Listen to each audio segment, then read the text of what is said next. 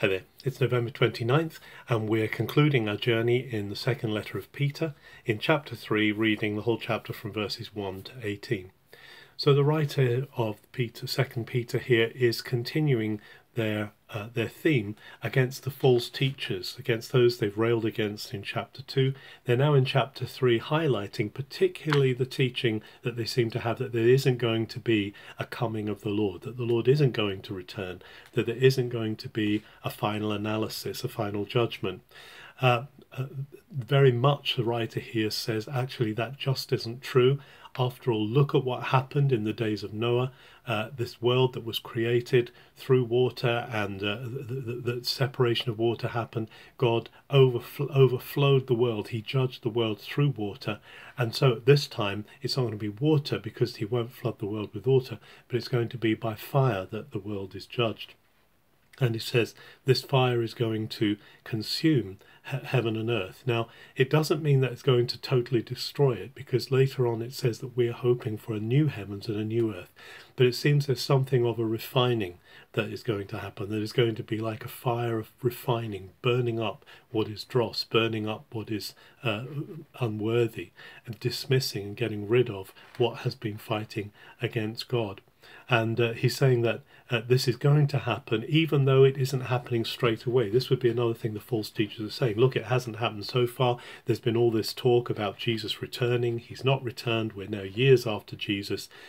But the writer here says, but wait a minute, look, a day with the Lord is like 1,000 years, and 1,000 years is like a day. We are not the same. Our timekeeping is not the same as God's. Our timetable is not the same as God's timetable. So he will actually fulfill his word. In fact, what he's doing is he's not he's not allowing this to happen, this fire to come, because he wants people to have time to come to him. He wants people to have time to know him.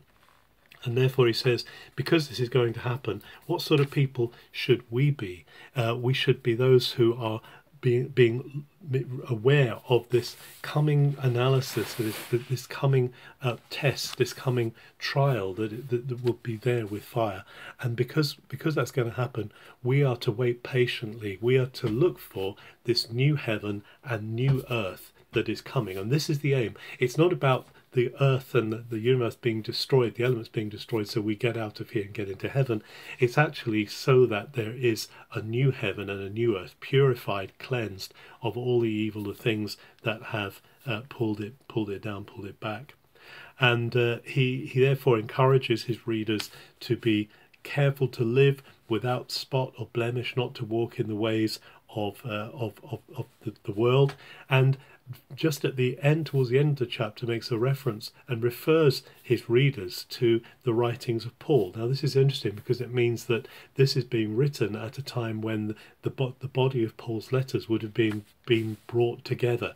There was an understanding that these letters were there for the churches to read, although the writer here says some of them are quite difficult to understand. And if as we've read through Paul's letters, we know there are some tricky parts of it.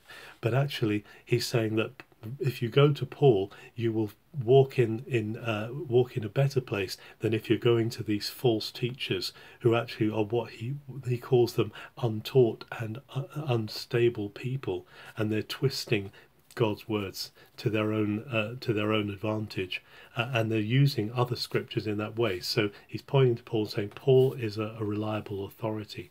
And so he in ending his letter, in the second letter of Peter, the writer is saying, be on your guard, be careful, and rather than going after these false prophets, these other teachers who are not true, grow in grace, he says. Grow in grace and in the knowledge of the Lord and Saviour Jesus the Messiah. And by that word knowledge, he doesn't just mean a head knowledge, he means experience of, encounter with, connection with. He says, make sure that you are deeply rooted into Christ, and to him be glory both now and on the day when the new earth and the new heavens come. And with that he ends.